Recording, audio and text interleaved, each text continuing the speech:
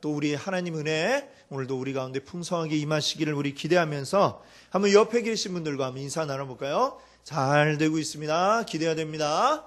잘 되고 있습니다. 기대해야 됩니다. 우리 하나님 은혜 우리 기대하면서 또 우리 말씀 속에 은혜 받기를 바랍니다. 오늘 여러분과 함께 나눌 말씀 제목은요, 종 중에 종. 아주 지읒이 많이 나오죠. 종 중의 종이라는 제목으로 또 함께 은혜 나누고자 합니다. 자, 여러분들 이솝우화 많이 알고 계신데 그 가운데 황소와 개구리라고 하는 이야기가 있습니다. 이 이야기의 내용은 이렇습니다. 이제 엄마 개구리가 어느 날 아기 개구리들을 데리고 이제 밖으로 소풍을 나왔다가 저 멀리에 풀밭에 큰 황소가 풀을 뜯고 있는 것을 발견하게 되었습니다. 그 황소를 보고 아기 개구리들이 깜짝 놀라갖고 엄마 저게 뭐예요? 저게 뭐예요? 그러니까 엄마가 이야기를 해줍니다. 저거는 황소라는 거야. 하지만 크기는 크지만 우리를 잡아먹진 않으니까 걱정 말고, 하지만 또 우리가 너무 가까이 갔다가 잘못하면 밟힐 수도 있어. 그러니까 조심해야 된다. 이렇게 주의를 주었습니다. 아기 개구리들은 네 하고 이렇게 대답을 했어요. 자, 그러고서 이제 엄마 개구리는 이제 우리 집으로 돌아가자 하고 자기들 집이 있는 연못으로 가려고 이렇게 합니다. 자, 근데 이 아기 개구리들이 처음 본 그 황소에 그냥 얼마나 그 인상 깊게 그게 남았는지 계속해서 황소 얘기를 하는 거예요. 저 황소 진짜 크지 않아? 진짜 커 하면서 막 얘기를 계속 하는 겁니다. 자, 그러니까 이 아기 개구리들을 데리고 가던 이 엄마 개구리가 너무 황소 얘기만 하니까 자기가 좀 약간 셈이 났습니다. 셈이 나서 아이들에게 이야기한 거예요. 얘들아, 엄마도 저 황소만큼 크지 않니? 이렇게 딱 얘기를 했어요. 그랬더니 아기 개구리들이 에이, 엄마는 황소에 비하면 택도 없죠. 이렇게 이야기를 한 겁니다.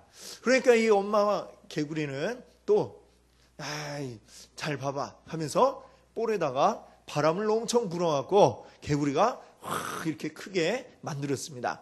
자, 어때? 이 정도면 황소 맞지? 이랬더니 아기 개구리들이 무슨 얘기하는 거예요, 엄마? 아직도 택도 없어요. 이렇게 또 이야기를 했습니다.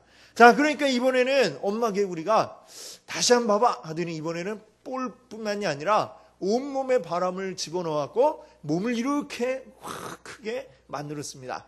어때? 아주 힘들어하면서 지금 엄마 개구리는 야, 황소 맞지? 딱 이랬더니 아직도 이 아기 개구리들은 그 정도 했으면 엄마 편을 들어줄 만도 한데 계속해서 아직도 멀었어요, 엄마. 딱 이런 거야. 이 엄마 개구리는 마지막으로 정말 온 힘을 다해서 온몸에 그 피부를 쫙쫙 늘려가면서 바람을 한 번 더 한껏 더 확 집어넣는데 그러다가 그만 펑 하고 배가 터져서 죽었다는 그 이야기가 바로 이 이솝우화에 나오는 이야기입니다. 자, 이렇게 도저히 같아질 수 없는데 누가 봐도 이건 말도 안 되는데 그걸 같아 보이게 하려고 애쓰는 이런 모습. 자, 이런 것들을 요즘에 잘 쓰는 말이 있더라고요. 그런 걸 뭐라고 하냐면은 허세라는 말로 많이 이야기를 합니다. 별 실속도 없는 사람이 겉으로는 괜히 있어 보이는 척 하려고 있는 척하고 좀 뭔가 많이 가지고 있는 것처럼 하는 이런 것들을 우리가 허세라고 하는데, 사실 우리 모든 사람이 다 어느 정도 허세는 있는 것 같아요. 모두가 다, 이 자리에 계신 여러분 저 모두가 다 어느 정도는 있을 것 같습니다. 남들이 볼 때 아무리 그냥 별 볼 일 없어 보이는 사람이라고 할지라도 적어도 그 사람에게는 뭔가 하나만큼은 내가 그래도 니들보다 낫다 이런 게 있으니까 그래도 그 사람이 그렇게 잘 살아가는 겁니다. 내가 그래도 너보단 나은 게 이거라도 있지 이런 생각이 있으니까 그래도 포기 안 하고 열심히 살아가는 거예요. 자, 그런 면에서 본다면 이 허세라는 것도 우리가 나름대로 긍정적인 면이 있다 이런 생각을 할 수 있는데, 자, 그러나 이 허세라고 하는 것 그렇게 마냥 우리가 좋게만 볼 수 없는 것이 결국 이 허세라고 하는 것은 무엇입니까? 바로 욕심이죠, 욕심. 내가 남들보다 더 나아 보이고 싶은 마음, 또 남들보다 더 높아지고 싶은 마음. 그런데 내가 남들보다 낮지는 못하고 높아지지는 못하는데 그 흉내라도 한번 내보려고 하니까 허세를 부리게 되는 것이죠. 그러니까 곧 우리 마음속에 있는 어떤 욕심이 이 허세를 불러오게 된다라고 하는 것입니다. 남들보다 내가 못한 것, 또 낮아지는 것, 이것을 원하는 사람은 사실 아무도 없을 겁니다. 자, 크고 높은 자리에 올라가든지 그러지 못하면 그런 척이라도 해야 이 직성이 풀리는 게 바로 우리 사람의 참 이 근본적인 모습이 아닌가 이렇게 생각을 해봅니다. 자, 이 허세에 대해서 이제 왜 얘기를 했느냐? 오늘 본문 말씀을 보니까 제자들이 이런 허세가 있었던 것 같아요. 자, 오늘 본문 말씀만 한 절 뚝 우리가 딱 읽어보니까 좀 약간 당황스럽죠? 이게 도대체 무슨 말인가? 예수님이 말씀하시는데 앉아서 먹는 자가 크냐, 섬기는 자가 크냐? 자, 누가 크냐? 이렇게 이야기를 하고 계시죠? 예수님은 왜 지금 이런 질문을 하고 계신가? 그 이유를 알기 위해서 지금 우리는 한 절만 읽었지만 좀 더 넓게 우리가 이 말씀들을 한번 생각해 볼 필요가 있겠습니다. 오늘 본문 말씀이 누가복음 몇 장입니까? 22장이죠. 자, 한번 여러분께 질문 하나 드려볼까요? 누가복음은 몇 장까지 있을까요? 몇 장까지 있을까요? 예, 그렇습니다. 24장까지 아시는 분이 계시네요. 24장까지 있습니다. 자, 24장 중에 22장이니까 어떻습니까? 지금 거의 끝나갈 때가 다 돼가고 있는 것이죠. 자, 여러분께 성경 읽을 때 이 아주 또 중요한 한 가지 팁을 여러분께 알려드리자면, 요한복음은 조금 이제 다르지만 이 마태, 마가, 누가복음은 비슷하다고 그래갖고 공관복음이라고 이렇게 얘기를 하잖아요. 근데 이것들은 이제 다 내용이 맨 뒤에서부터 딱 거슬러 오면 이제 똑같습니다. 맨 마지막 장은 뭐냐면 예수님 부활하신 얘기고, 그 바로 앞장은 예수님이 십자가 지시고 돌아가시는 얘기입니다. 그리고 그 앞에 이제 끝에서부터 이제 세 번째 장은 무슨 내용이냐면 예수님이 이제 잡히시기 전날 그 마지막 밤에 있었던 이야기를 이제 쭉 하고 있죠. 자, 이야기가 이제 쭉 예수님 부활하신 것까지 이제 쭉 가기 전에 이제 쫙 거슬러 와 보면 지금 이 22장은 마찬가지로 이제 지금 말씀드린 대로 예수님이 십자가 지시기 직전에 그 이야기를 하고 있는 것입니다. 22장 그 1절을 보니까요, 유월절이라는 무교절이 다가오매. 자, 지금 예수님이 십자가 지신 날이 유월절 전날입니다. 자, 그러니까 지금 이게 다 됐구나, 거의 이야기가 다 끝나갈 때구나. 그래서 그 날에 예수님이 마지막으로 하신 게 무엇일까요? 제자들과 함께 마지막 저녁 때 식사를 함께 하시는, 우리 잘 알고 있는 그 그림 있죠? 최후의 만찬.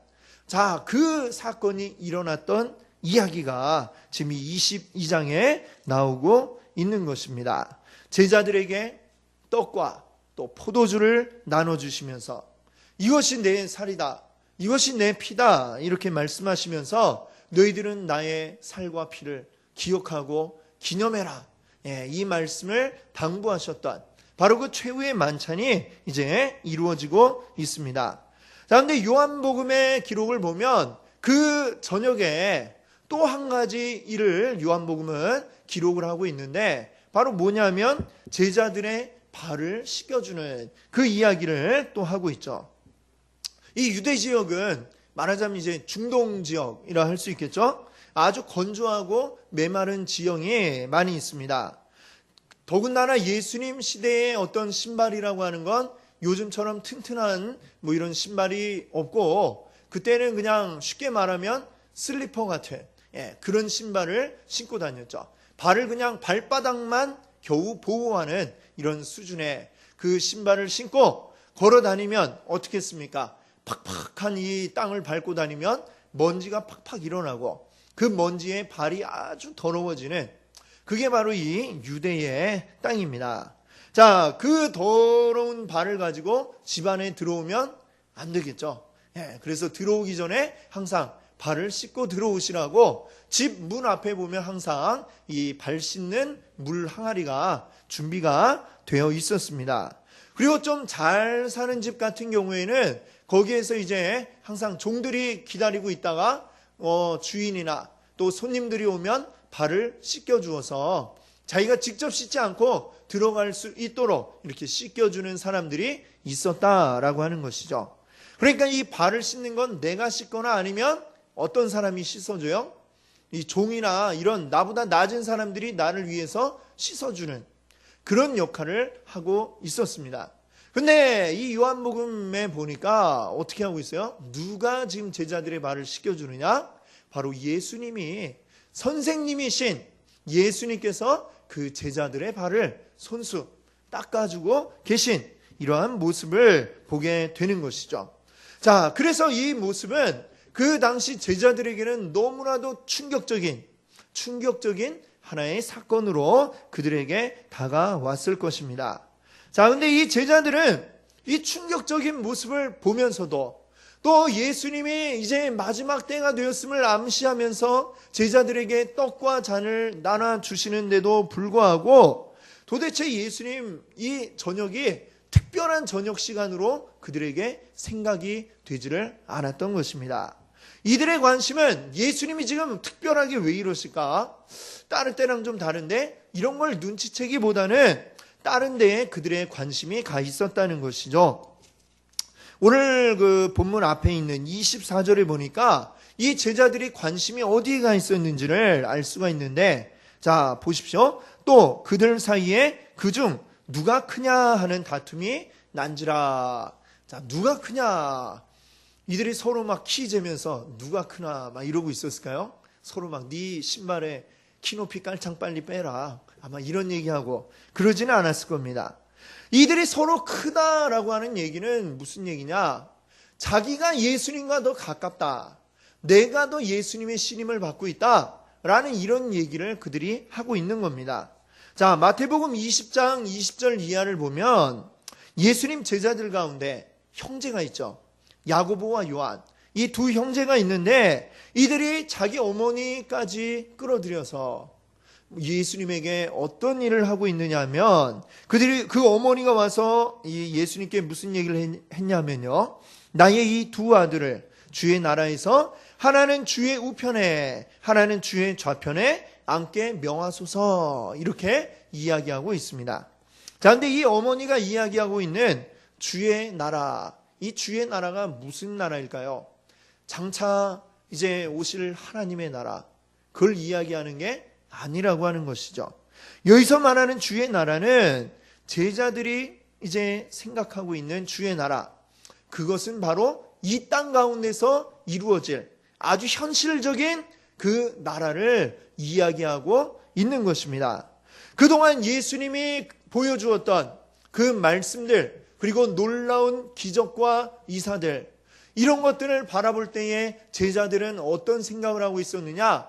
그래, 예수님은 바로 메시아다. 근데 이들이 생각한 메시아는 어떤 메시아냐면 지금 로마의 압제를 당하고 있는 이 유대를 구해낼 바로 그런 메시아, 아주 현실적인 정치 세력으로 이루어질 수 있는 그런 메시아를 그들이 기대하고 있었던 것입니다. 많은 사람들이 이제 예수님의 기적을 바라보고 예수님을 쫓아오기 시작합니다. 예수님을 응원하는 사람들이 많아졌습니다. 자, 이 놀라운 일들을 바라볼 때에 이들이 가지는 생각은 예수님이 이제 뭐가 되겠다고 생각하는 거예요? 예수님은 왕이 되실 거다라는 생각을 그들이 가지게 되었습니다. 그리고 지금 그 한동안은 예수님이 제자들과 함께 갈릴리라고 하는 지역에서 활동을 하고 계셨습니다. 한 1년 정도 쭉 오랫동안 계시다가 이제 드디어 예루살렘으로 오신 거예요. 유대 지역의 모든 그 일이 이루어지는 중심지는 바로 예루살렘이죠. 예수님이 예루살렘으로 오신 거 보니까 분명히 뭔가 이제 되겠구나. 곧 이제 독립이 이루어지겠다. 예수님이 왕이 되시겠다. 이 생각이 있는 겁니다.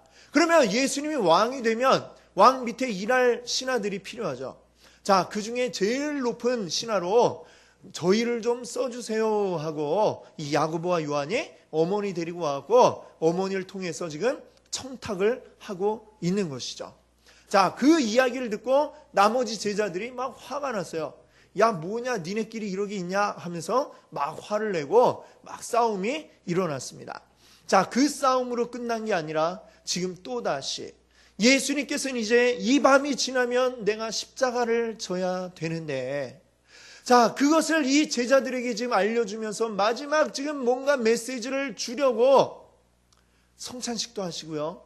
그리고 제자들의 발도 씻겨주시고 그 일들을 쫙 하셨는데, 근데 이 제자들은 아무것도 모른 채 지금 뭐하고 있는 겁니까? 네가 크냐 내가 크냐, 내가 예수님께 더 큰 사람이니까 내가 예수님의 오른팔이다, 또 이 사람은 내가 왼팔이다 이러면서 서로 싸우고 있습니다. 왼팔 오른팔 안 되는 사람들은 지금 서로 이미 일찍이부터 줄 서게 하고, 나는 베드로 편에 줄을 서야지 이런 사람이 있는가 하면 나는 또 안드레, 야고보, 요한 이쪽에 줄을 서야지 하고 또 있는 이런 사람들이 또 있고, 이 제자들이 이제 막 편을 나누어갖고 싸우고 있는 것입니다. 이 모습을 바라보는 예수님의 마음이 어땠겠습니까? 너희들은 어떻게 어쩌면 이렇게 이제 내일 모레면 이제 나 볼 수도 없는데 아직까지도 이러고 있니? 얼마나 이 답답한 마음이 예수님에게 있었겠습니까? 너무 답답하니까 예수님이 한 말씀 하시는 거예요. 오늘 본문 말씀처럼 이야기하십니다. 앉아서 먹는 사람이 크니 아니면 그 사람 옆에서 시종드는 사람이 크니? 당연히 누가 큰 사람이겠어요? 앉아서 먹고 있는 사람이 더 큰 사람이죠. 자, 근데 예수님 이렇게 말씀하십니다. 그런데 나는 그렇게 앉아서 먹는 사람이 아니다. 이 말씀하시는 겁니다. 나는 앉아서 먹는 사람이 아니고 옆에서 섬기는, 나는 섬기는 자로 너희와 함께 있다라고 이렇게 말씀하고 계신 것입니다. 예수님이 하신 이 말씀에 앉아서 먹는 사람, 지금 무엇을 의미하겠습니까?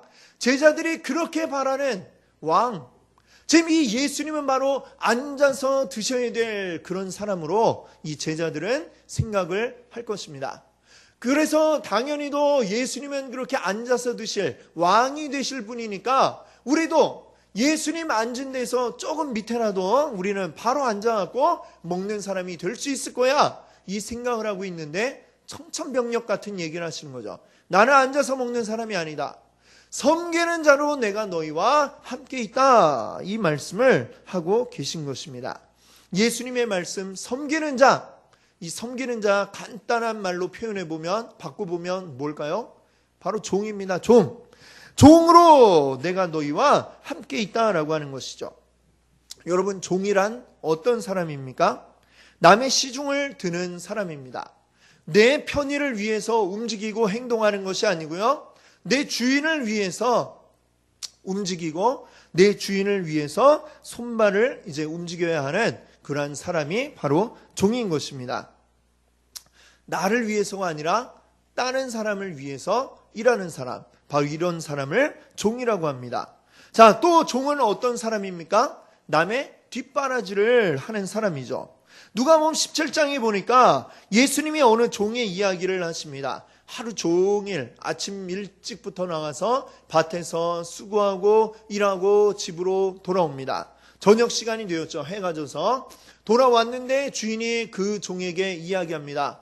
자, 얼른 빨리 나 먹을 저녁상 차려와라. 그리고 난 저녁 먹을 동안 옆에서 좀 보조하고, 그러고 난 다음에 네가 먹든지 말든지 알아서 해. 이렇게 이야기를 합니다. 우리가 생각하기엔 참, 이 주인은 어떻게 그럴 수 있나 생각하지만, 옛날에 그 종과 주인의 관계는 바로 이런 관계입니다. 내가 뭘 아무리 힘들어도 주인이 필요하다면 그걸 가서 해야 되는 게 바로 종입니다. 자기가 아무리 배가 고파도 주인이 옆에서 밥 먹고 있으면 그 옆에서 서 있다가 주인이 물 이러면 물 갖다 주고, 젓가락이 떨어졌네, 젓가락 다시 갖고 와 이러면 젓가락도 갖다 주고, 배가 고파도 침 꼴깍꼴깍 삼키는 소리도 들리지 않게 조심스럽게 삼키면서 옆에 서 있어야 되는 사람이 바로 종이다라고 하는 것입니다. 내 일보다는 주인의 일을 위해서 애써야 되는 사람, 주인의 뒷바라지를 하는 사람이 바로 종인 것을 여러분들 기억하시기 바랍니다. 더군다나 이 종은 모든 어려움을 다 견뎌내야만 합니다. 지금 말씀드린 것처럼 아침부터 저녁까지 하루 종일 수고를 했어도 그래도 집에 들어와서 또 다시 일을 해야 되는 게 바로 이 종입니다. 얼마나 힘이 들겠습니까? 힘이 들어도 그것을 견뎌내야만 하는 게 종입니다. 힘들다고 나 못하겠어요. 하루 종일 힘써갖고 난 못하겠으니까 알아서 좀 하루는 좀 주인님이 알아서 차려 드실 수도 있잖아요. 이렇게 얘기하면 어떻게 됩니까? 바로 그냥 두들겨 맞는 거죠. 이게 바로 종의 모습입니다. 아무리 힘들어도 이겨내고 시키는 일을 그대로 감당하고 그 주인을 위해서 섬기는 사람, 이게 바로 종이라고 하는 것이죠. 자, 근데 예수님은 말씀하십니다. 나는 바로 그런 종과 같이 되어서 너희들 가운데 있다라고 말씀하고 계신 것이죠. 여러분, 예수님이 정말 종입니까? 예수님 누구십니까? 우리가 흔히 하는 말로 왕 중에 왕이다 이렇게 얘기하는 분이 우리 예수님 아니십니까? 누구십니까? 이 세상을 만드신 분, 하나님의 독생자 예수 그리스도인 것입니다. 어느 이 세상의 왕보다도 높은 곳에 계신 우리 예수님이 왕 중에 왕이신 이 예수님이 그런데 이렇게 자신을 종이라고 표현하시는 거죠. 나는 섬기는 자로 너희 중에 있노라. 당연히 우리의 섬김을 받아야 할 예수님이 나는 너희를 섬기는 자다 이렇게 말씀하고 계신 것입니다. 여러분, 만약에 종이 결혼을 해서 아들을 낳았다고 해보십시오. 그러면 그 아들은 뭡니까? 자유인입니까? 종입니까? 종이죠. 그 아들이 이제 자랐어요. 이제 일할 나이가 됐어요. 그래서 그 주인에게 이야기합니다. 엎드리면서 저는 섬기는 자로 주인님과 함께 하겠습니다. 이렇게 이야기하면 그 주인이 뭐라고 할까요? 당연하지. 당연하다고 생각을 하지 고맙다 이렇게 생각 안 하죠. 당연해. 너는 원래 종이야. 이렇게 이야기를 합니다.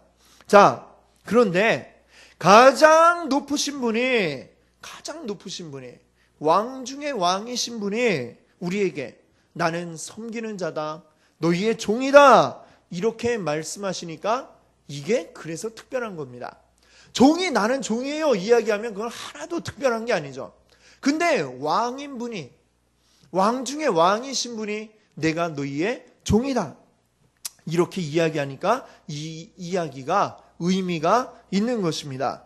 도저히 우리의 종이 되리라 상상하기도 어려운 분, 그런 분이 오셔서 우리를 섬겨주고 계십니다.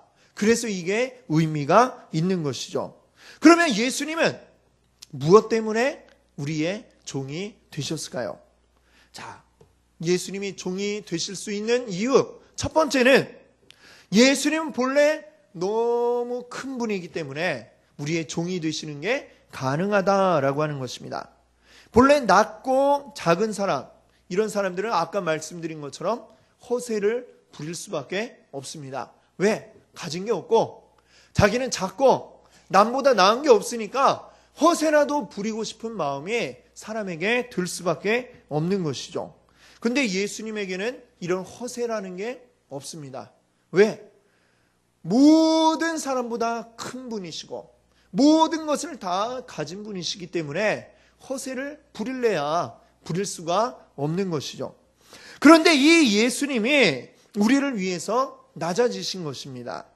예수님이 낮아지신 것, 충분히 높은 위치에 있기 때문에 우리를 위해서 낮아지실 수 있다라고 하는 것을 우리가 먼저 기억할 수 있기 바랍니다. 자, 그러나 낮아질 수 있는 높은 위치에 있다고 해서 모두가 다 낮아지는 것은 아니죠.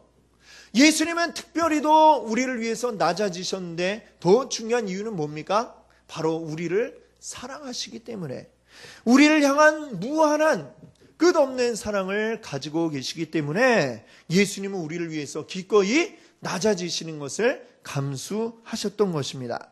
예수님은 우리를 위해서 종이 되어서 섬기는 것도 감수를 하셨던 것이죠.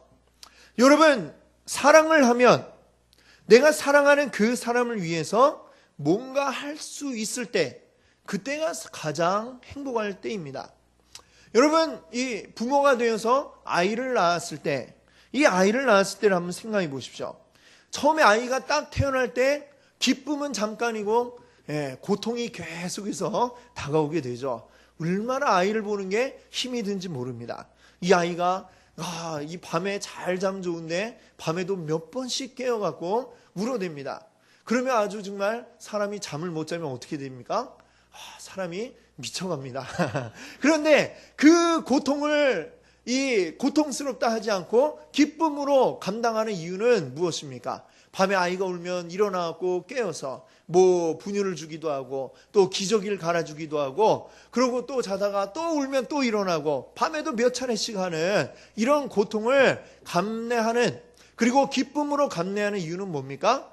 그 아이를 사랑하기 때문에 그 어려움을 감당을 할 수가 있는 것이죠. 그리고 그것을 기쁨으로 오히려 받아들이게 되는 것입니다.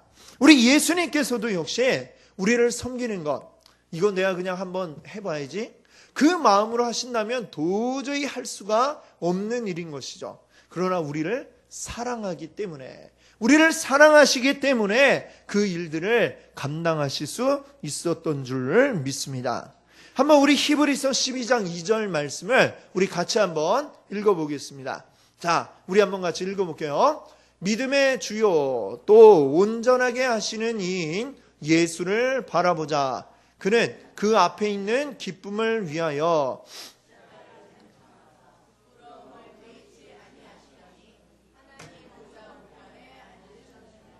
아멘. 자, 이 말씀을 보십시오. 이 말씀 보니까 예수님이 십자가의 그 고통을 참고 부끄러움도 개의치 아니하셨는데 무엇 때문에 그랬습니까? 바로 그 앞에 있는 기쁨, 그 앞에 있는 이 기쁨이 무엇일까요? 예수님께서 자기 백성들에게 생명을 주시는 이 기쁨, 그리고 구원해 주시는 그 기쁨, 바로 이 기쁨이 기다리고 있으니까 그 기쁨을 위해서 십자가에 달려서 고통받는 것도, 그리고 사람들에게 부끄러움 당하는 것도 전혀 상관하지 않으시고 그것을 기쁨으로 감당해 내셨다라고 하는 것입니다. 할렐루야. 아멘. 자, 그래서 이제 어떻게 하라는 얘기입니까? 오늘 이 말씀을 여러분께 드린 이유가 뭡니까? 빌립보서 2장 5절이 이렇게 말씀합니다. 너희 안에 이 마음을 품으라. 곧 그리스도 예수의 마음이니. 아멘. 예수님의 그 마음, 기쁨으로 우리를 위해서 기꺼이 죽으시고 고통을 감당하셨던 그 마음을 본받으라. 이렇게 성경이 우리에게 말씀하고 있습니다. 우리 주님께서 날 위해 섬겨주신 그 사랑을 우리가 받았는데 이제 받고 나서 우리의 신분의 변화가 생기게 되었던 것을 여러분들 믿으시기 바랍니다. 아멘.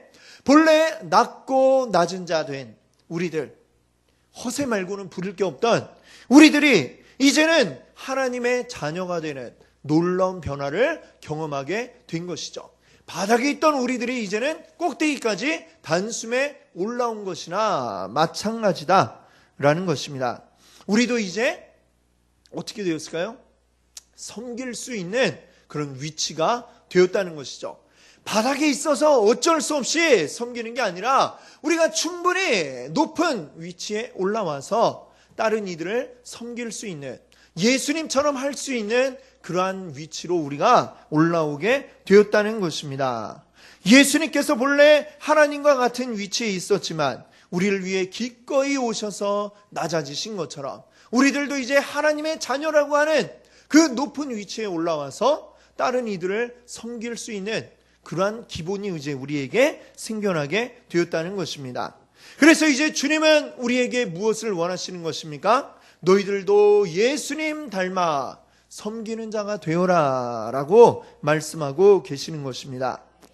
자꾸 남들보다 더 높이 올라가려고 아둥바둥 하는 것, 이것은 낮은 데 있는 사람들이 하는 행동입니다.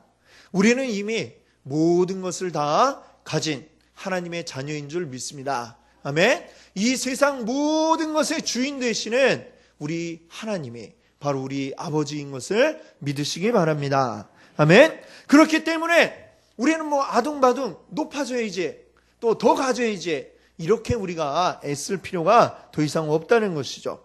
그래서 우리 섬기는 자가 되기를 바랍니다. 이제 우리가 가진 것을 가지고 우리 섬길 수 있는 우리 성도님들 되시기를 바랍니다. 예수님이 하셨던 것처럼 낮은 자리에 내려가 우리 섬길 수 있기를 바랍니다. 섬김으로 우리가 예수님을 본받아 따르며 예수님의 사랑을 나타내 보일 수 있기를 바랍니다. 예수님이 우리에게 주신 사명이 바로 이것인 줄 믿습니다. 아멘. 우리가 교회 안에서 또 우리 교회 밖에서 우리 만나는 모든 사람들, 내가 아래에서 섬길 수 있기를 바랍니다. 내가 그보다 못하고 천에서 섬기는 것이 아닙니다. 하나님이 우리를 위해 예수 그리스도 보내주셨고 예수님이 우리를 위해 먼저 섬겨주셨기 때문에 우리들도, 그 사랑받은 우리들도 섬겨야 될 그런 의무가 우리에게 있는 줄 믿습니다. 아멘. 우리의 섬김을 통해 우리 주님의 사랑이 이 땅 가운데 나타나고 우리 종 중에 종이 되신, 사실은 왕 중에 왕이시지만 우리를 위하여 종 중에 종이 되신 우리 예수 그리스도를 이 세상 가운데 알리시는 우리 여러분들 되시기를 바랍니다. 함께 기도하겠습니다.